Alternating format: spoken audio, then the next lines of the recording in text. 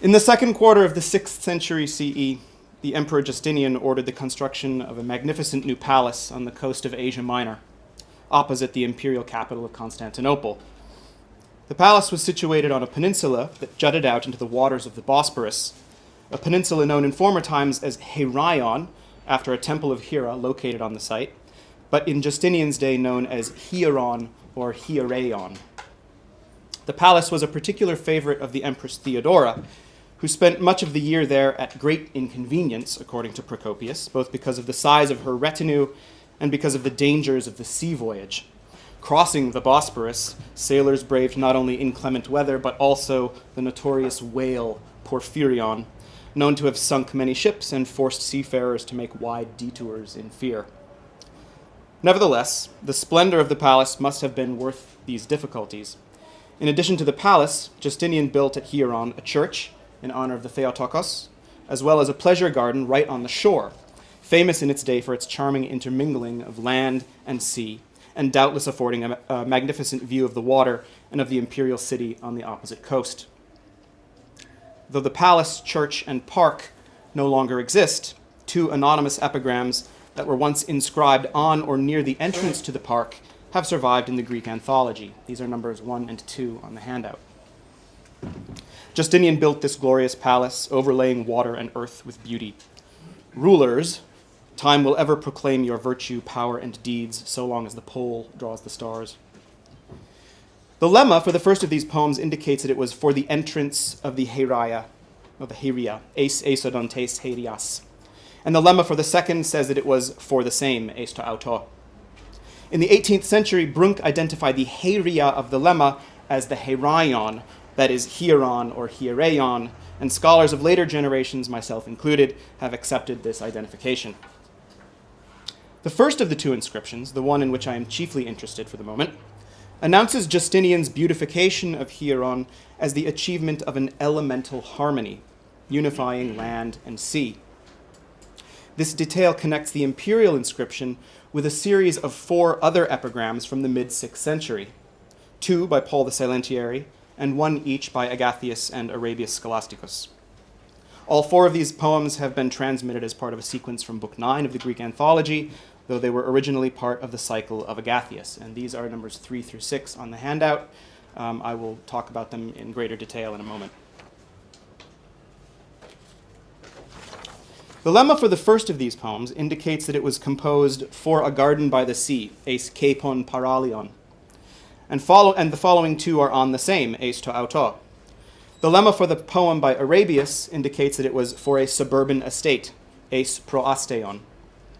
Brunk was the first to identify the garden by the sea of the first 3 poems as the garden at Hieron, and Jacob suggested that this was also the suburban estate in the poem by Arabius Scholasticus. Procopius, too, describes the imperial residence at Hieron as proasteia epithalatia. It is interesting, though, that the lemmata to all these 4 poems from the cycle are generic and lack the specificity of the lemmata for the first 2 anonymous inscriptions, which clearly indicate that they were inscribed on or near the entrance to the park at Hieron. Though all 6 epigrams were associated with the same site, it appears that only the first 2 anonymous epigrams were actually inscribed at the park. If the anthologist who wrote the lemmata for AP 9, 820, and 821 knew that those poems were lifted from the park at Hieron, or perhaps even copied them himself, then he surely would also have indicated as much in the lemmata for any other poems that he had seen in the proximity. But since the lemmata for the poems by Paul, Agathias, and Arabius refer merely to an unspecified garden by the sea and suburban estate respectively, it seems reasonable to conclude that these poems were not, in fact, inscribed at Hieron, alongside the 2 anonymous epigrams celebrating Justinian and Theodora. Agathias published his collection around 567 in Constantinople, early in the reign of Justin II, though most of the poems were composed during the reign of Justinian.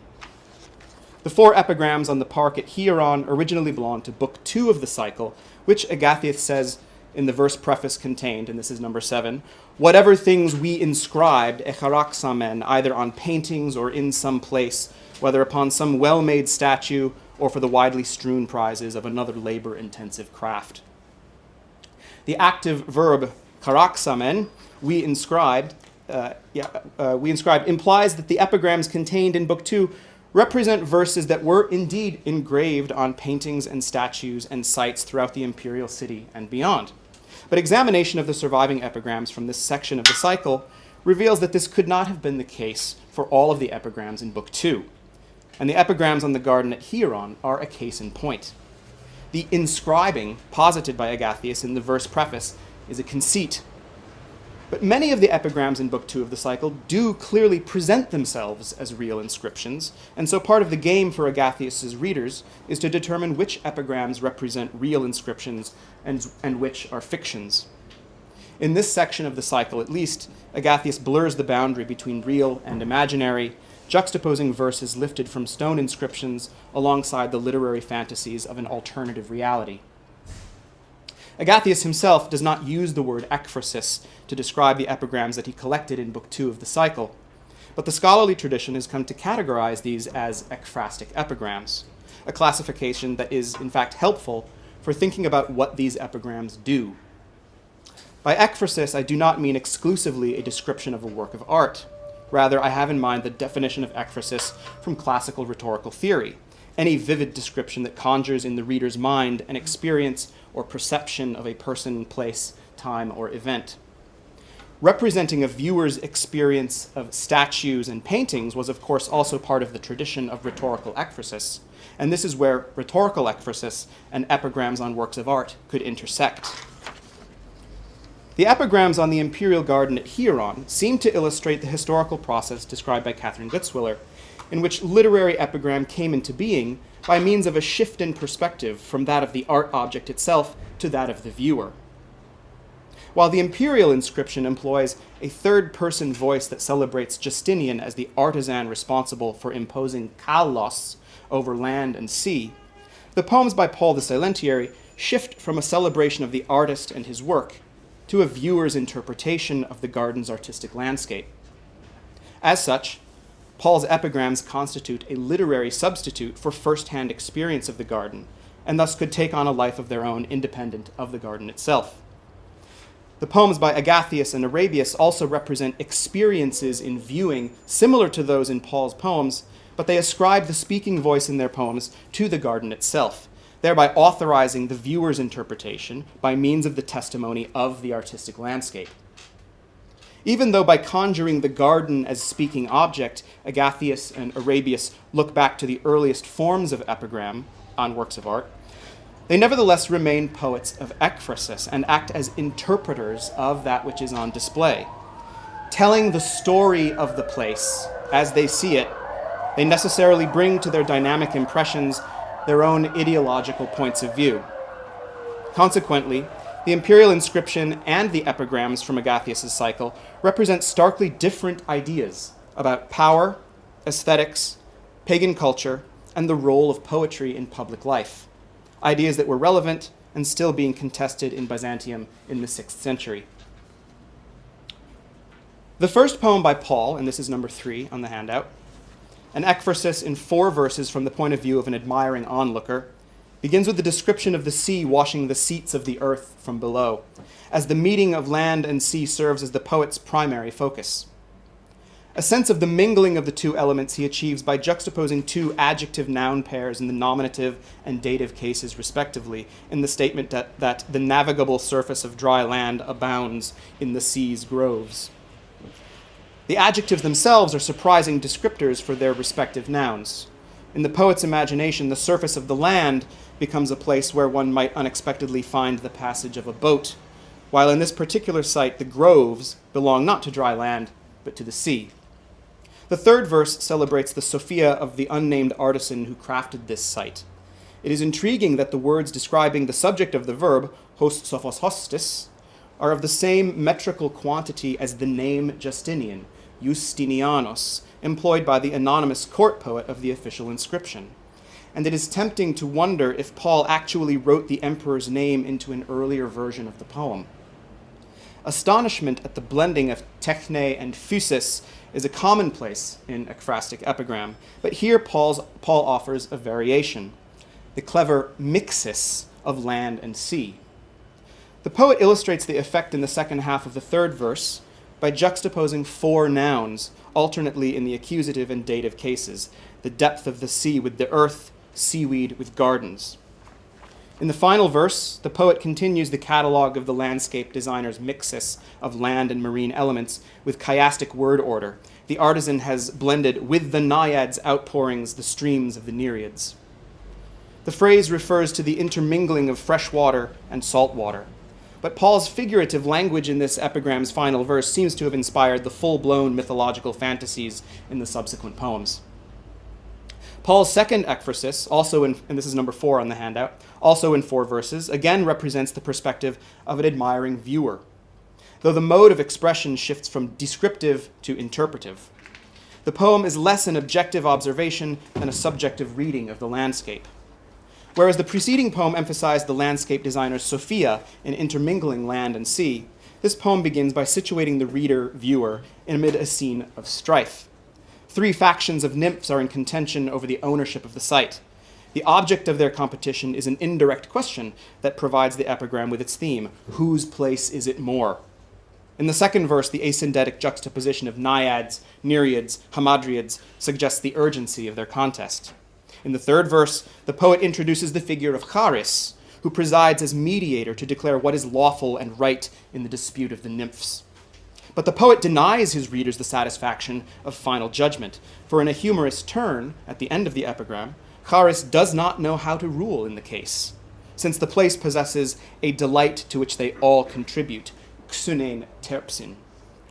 The eris of the nymphs is therefore counterbalanced by terpsis that can only exist through their equal contributions. In the first official inscription from Hieron, number 1, the anonymous court poet explicitly names Justinian himself as the agent who overlaid land and sea with beauty, kalos. Though the terpsis of this poem is to be connected with the kalos of the earlier inscription, Paul here, and in stark contrast to his own preceding poem, studiously avoids reference to the artisan responsible for this delight. Indeed, the very question of authority expressed in this poem in juridical language, themisteue, mesate, dikadzein, is removed from human hands and placed in the hands of the divine Charis. The beauty of the park at Hieron, proclaimed in the official inscription as Justinian's imposition of a unifying mantle of kalos, is reimagined in Paul's second epigram as elemental equilibrium, suspending the reader between factiousness and aesthetic delight. The forensic dimension of Paul's epigram surely appealed to the scholastikos Agathias. This is number 5 on the handout. Unlike Paul's epigram, however, the speaking voice in Agathias' poem is not a nameless observer, but the garden itself, which begins the poem by addressing the sacred hillside of Daphne, Daphnes Hieron Kletas, and commanding it to yield to itself as a place of unmatched beauty. The grove of Daphne at Antioch was well known, and its beauty was so perfectly described in an oration by Libanius that the Emperor Julian, in a letter to Libanius, said that it would be useless for himself even to try writing about the place. The adjective sacred, hieron, that the poet here applies to the sanctuary of Daphne at Antioch is also an indirect hint that the more beautiful garden is located at Hieron across the Bosporus from Constantinople. Vianzino notes that the opening words of Agathias' poem, yield to me, exon emoi, derive from religious hymns, where the command is frequently meant to signal the point at which the profane are to depart from the ceremony that is about to begin. Agathias' epigram is not a hymn, but the religious language evokes the numinous power behind the garden's superficial beauty.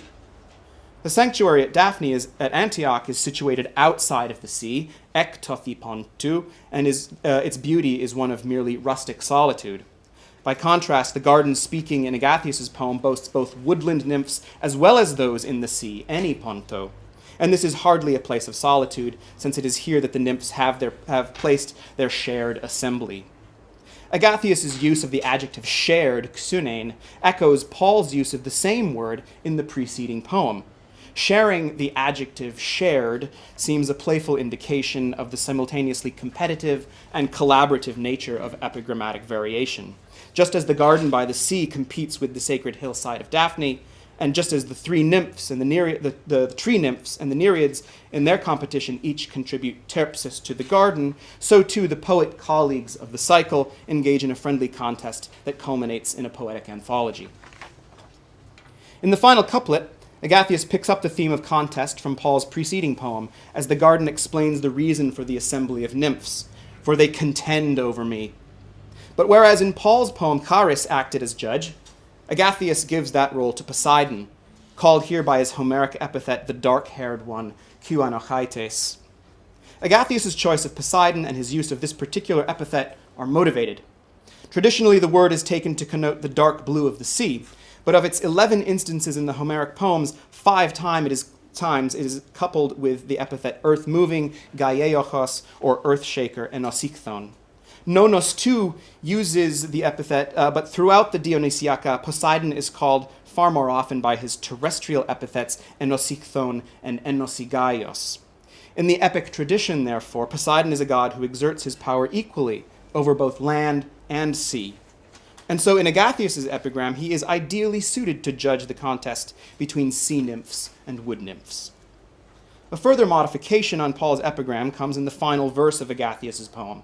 Whereas in Paul's poem, Charis is unable to make a judgment in favor of any single faction of nymphs, in Agathias' poem, the garden declares that Poseidon has ruled and placed me as a middle boundary for both sides. Agathias thus transforms the judicial aporia of Charis into Poseidon's decisive judgment, so that the garden is both the site of conflict and also the very compromise, the space between that transforms Eris into aesthetic beauty and delight. As in Agathias' poem, this is number 6 now, the garden itself announces its own loveliness in the epigram by the Scholasticus Arabius. Gone from Arabius' poem, however, are the factions of competing nymphs, though the garden remains a place of abundance, illustrated by the catalogue of 4 nouns with which the poem begins. The place is full of waters and gardens and groves and Dionysus. The name Dionysus is, of course, a commonplace for wine, but given the strongly pagan flavor of the poems by Paul and Agathias, Arabius' inclusion of Dionysus here is also an explicit reminder of the pagan divinity resident in the garden. In the second couplet, the garden explains that a fisherman and a farmer present to itself gifts from the sea and the earth. These verses confirm an interpretation of the epigram as an expression of pagan thought, evoking the devotional epigrams from the first book of the cycle, which indeed contained a number of fictional devotions to pagan gods from both farmers and fishermen. The statement that the offerings from the land and sea are delightful, terpna, connects this epigram with what Paul called the xune-terpsis, that delight created by the combination of the garden's marine and terrestrial elements or aspects.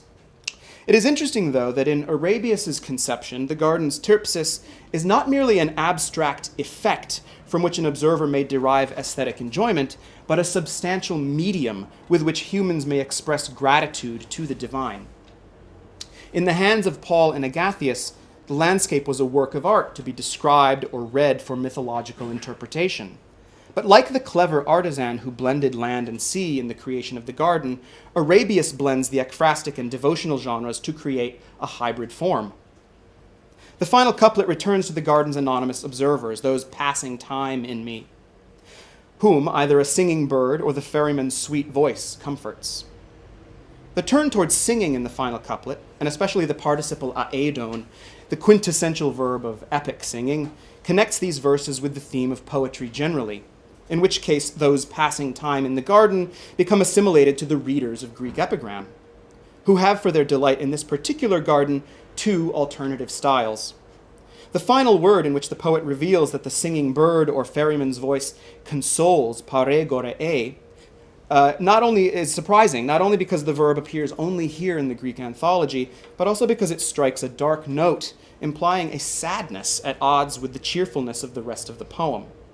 Though the epigram begins with the garden's insistence on its own abundance, the various delights that its farmers and fishermen offer up, and the sweet singing of bird or ferryman, the poem ends with the reminder that the garden's joys, and consequently also the joys of poetry, are a consolation for whatever suffering the garden's visitors or epigram's readers bring with them.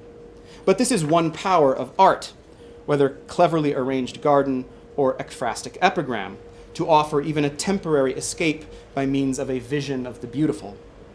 To conclude, in the official inscription, Justinian's ability to impose kalos, like a mantle over land and sea, is a sign of his imperial authority.